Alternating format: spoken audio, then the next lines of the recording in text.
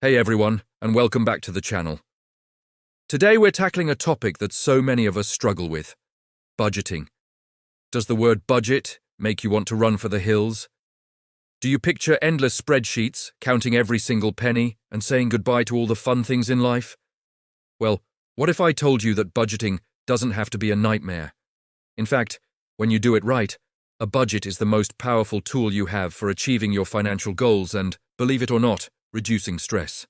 So if you've ever tried to budget before and failed, or if you're a complete beginner who doesn't know where to start, you are in the right place. In this video, I'm going to walk you through a simple, realistic, and sustainable way to create a budget that actually works for you and your lifestyle.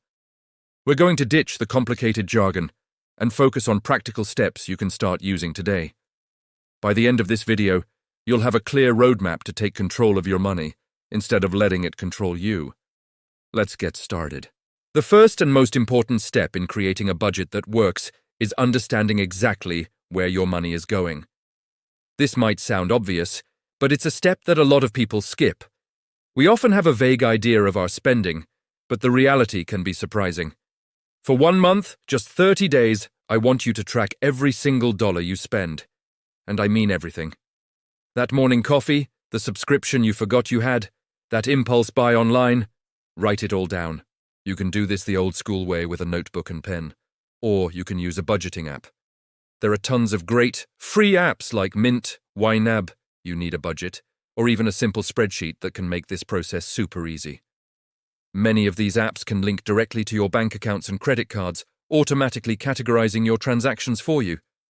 The goal here isn't to judge yourself or feel guilty about your spending. It's simply to gather data. You can't make a plan for your money if you don't have an accurate picture of what's happening right now. Think of yourself as a financial detective, just gathering clues. This 1 month of tracking will be the foundation for your entire budget, so commit to it. And you'll be amazed at what you discover. Alright, now that you've tracked your spending for a month, it's time for the big reveal. Let's analyze that data. Take all those expenses you tracked and start grouping them into categories. Common categories include things like housing, which covers your rent or mortgage, transportation, like gas, car payments, or public transit, food, which you can split into groceries and dining out, utilities like electricity, water, and internet, and personal spending, which is everything from clothes to hobbies. As you categorize, you'll start to see patterns.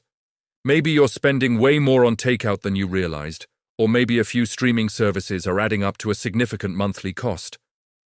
This is the aha moment. It's where you identify the leaks in your financial bucket. Again, no judgment. This is about awareness. Once you have everything categorized, add up the totals for each category. Then, compare your total spending for the month to your total income for the month. Are you spending more than you earn, or is there money left over? This simple calculation is your financial reality check, and it's the crucial second step to building a budget that puts you in the driver's seat. Now we get to the fun part. Setting your financial goals. A budget without goals is like a road trip without a destination. You're just driving around aimlessly. Your goals are what will motivate you to stick to your budget, especially on those days when it feels tough. So, ask yourself, what do you want your money to do for you? Your goals can be short-term, like saving for a weekend getaway in 3 months or paying off a small credit card balance. They can be medium-term, like saving for a down payment on a house in the next few years. And they can be long-term, like planning for a comfortable retirement. The key here is to be specific. Don't just say, I want to save more money. Instead, say, I want to save $5,000 for an emergency fund within the next 10 months. See the difference?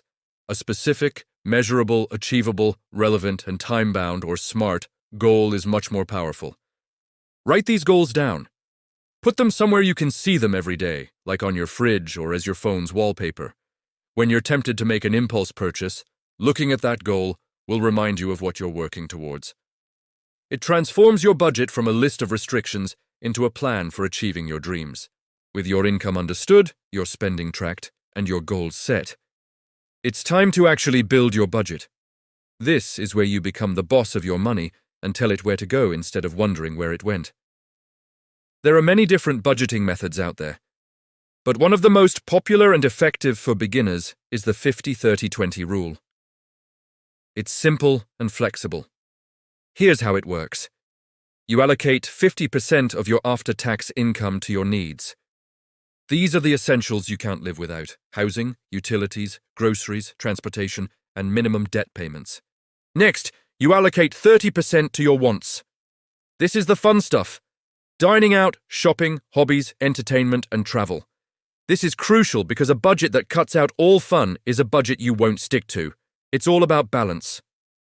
Finally, the remaining 20% goes towards savings and debt repayment. This includes building your emergency fund, saving for your goals like that down payment, investing for retirement, and paying off debt faster than the minimum payments.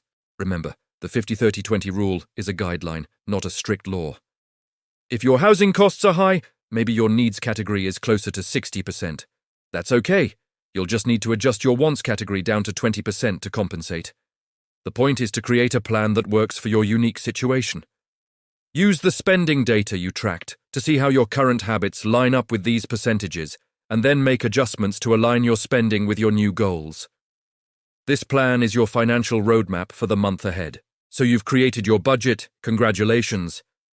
But the work doesn't stop there. A budget is a living document, not a set-it-and-forget-it kind of thing. Life happens. You might get a raise, your rent might go up, or your goals might change. That's why it's so important to review and adjust your budget regularly. I recommend checking in with your budget at least once a week. This doesn't have to be a long, drawn-out process. Just a quick 15-minute check-in to see how your spending is tracking against your plan. Are you on track in your grocery category? Did an unexpected expense pop up? A weekly check-in allows you to make small course corrections along the way, instead of getting to the end of the month and realizing you've gone way over budget. Then, at the end of every month, do a more thorough review. How did you do overall? Which categories were easy to stick to, and which ones were a struggle? Don't be afraid to make changes. If you consistently overspend on groceries but underspend on entertainment, maybe you need to reallocate some funds. The goal is progress, not perfection. Every month is a new opportunity to learn more about your habits and refine your budget to better serve you and your goals. One of the biggest game changers for sticking to a budget is automation. Let's be honest, relying on willpower alone is tough. Automating your finances removes the temptation and the need to remember to move money around. It essentially puts your financial plan on autopilot. Here's how you can do it. First, set up automatic transfers from your checking account to your savings account. Schedule this transfer to happen the day you get paid.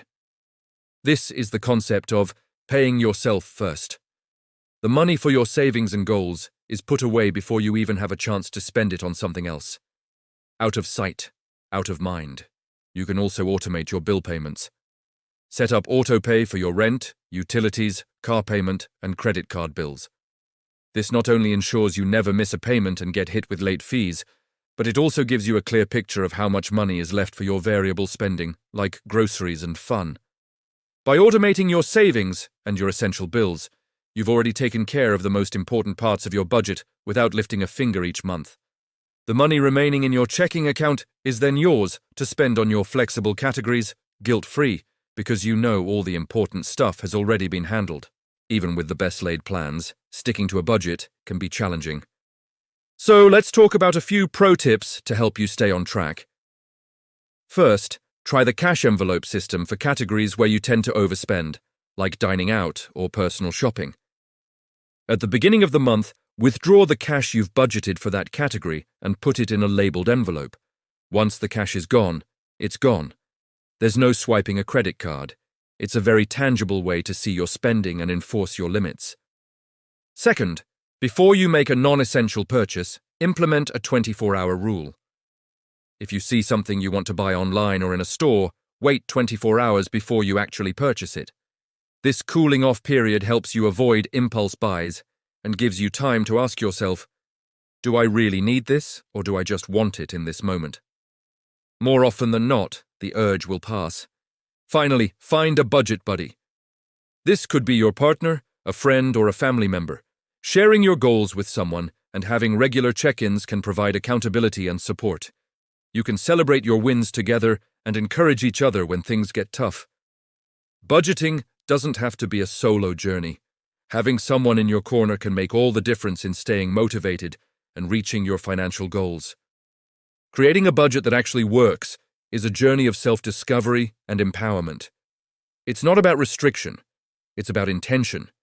It's about deciding what's important to you and creating a plan to make it happen. By tracking your spending to see where your money goes. Setting meaningful goals to give your money a purpose. Choosing a simple framework like the 50-30-20 rule and consistently reviewing your progress, you are building a powerful habit. Remember to be patient and kind to yourself. You will make mistakes. There will be months where your budget goes completely off the rails, and that is perfectly okay. The key is to not give up. Just get back on track the next month. Every small step you take is a victory that moves you closer to financial freedom and peace of mind. You have the power to control your financial destiny, and it all starts with this simple, actionable plan. Thank you so much for watching. I hope these tips help you create a budget you can finally stick with. If you found this video helpful, please give it a thumbs up, and don't forget to subscribe for more content on personal finance and living your best life. Let me know in the comments below which budgeting tip you're most excited to try. I'll see you in the next video.